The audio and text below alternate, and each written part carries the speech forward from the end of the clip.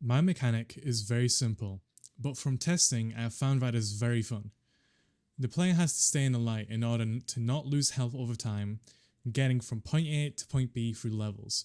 This involves the player placing lights within the level whilst platforming to progress, which in the end is evaluated using a scoring system. Limbo, Thomas Was Alone, and Hue were definitely my biggest inspirations. Limbo gave me the idea, what if the player had to help a character get back to the world and had to help them stay in the light to not die? It also helped me visualize the game aesthetically, what I would want it to look like in the end. Thomas Was Alone is an amazing 2D puzzle adventure game, and some of the level design helped me coming up with ideas of how to create the puzzles, including my mechanic, and how I should think about the levels in the game. But Hugh was the greatest design inspiration for the manipulation of environments, for the player to progress using colours. But in my game, the player places lights instead. The game was tested using survey questionnaires and in-person interviews after each game test for player satisfactions and frustrations. And I also used Unity Abaté Analytics to get unbiased test results straight from the game, which showed the statistics of each player upon completion of the level.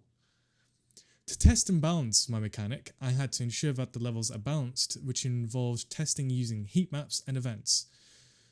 How many times a player has died at what position, where players have placed most lights, how many lights the player has placed, how many undos has the player used, how many undos did the player want after running out of undos, how much time each player had left after completing each level, time spent in level, how much HP each player had after each level, how much score each player had at the end of each level.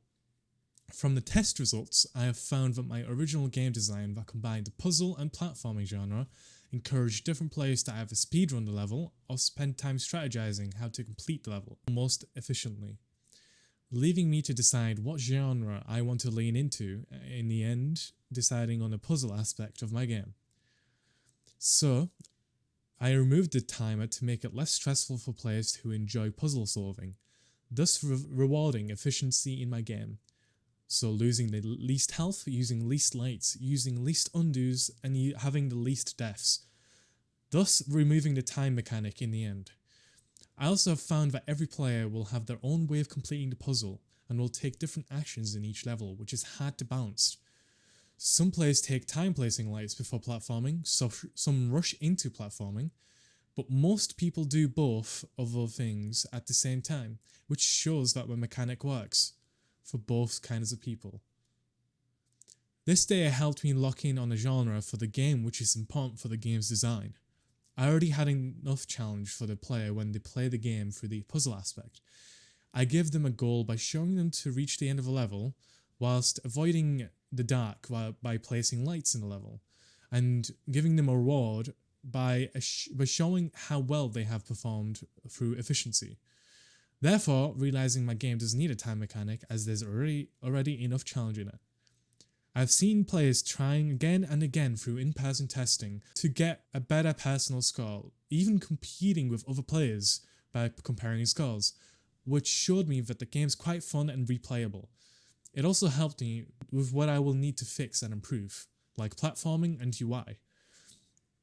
Getting the movement perfect was difficult and required a lot of testing.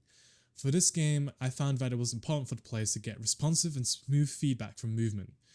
Thus, after researching other games and my inspirations that use 2D platforming, I found that coyote timing and jump buffering was very important, thus having it implemented in my game. Then through testing, I finally found a sweet spot for movement, which every player enjoyed and found satisfying. The UI was also important and difficult to get right, as information was important for the player. Through different alignments I have tested, I have found that center alignment was the best, as it showed all the information the player needed in one contained area of the screen, allowing the player to look instantly from the top of the screen down to the screen, or the center of the screen, easily, to see all the information. From test results, survey, and data, I think my mechanic was a success, and I've thought many times of actually making this into a proper game, as this mechanic is simple and modular, but is very fun. It has challenges for the player and rewards for it allowing for replayability to try and get the best score. I created a successful mechanic where players are challenged enough to keep them replaying the game to get the best score. I've tried something new, as I have never developed a 2D platformer before, and created a unique but fun game according to my test results. I've learned new mechanics like coyote timing and jump buffering, and I see why data is so important now that I have collected it. I also haven't really strayed too far from my original idea, only changing a couple of things like removing the timer. I've struggled to implement Unity Analytics though, used it later than I should have, forcing me to keep relying on reliable sources of data like surveys and questionnaires for data. Whilst it is good for capturing frustrations and satisfactions of the player, and it can be very biased when it comes to balancing my game.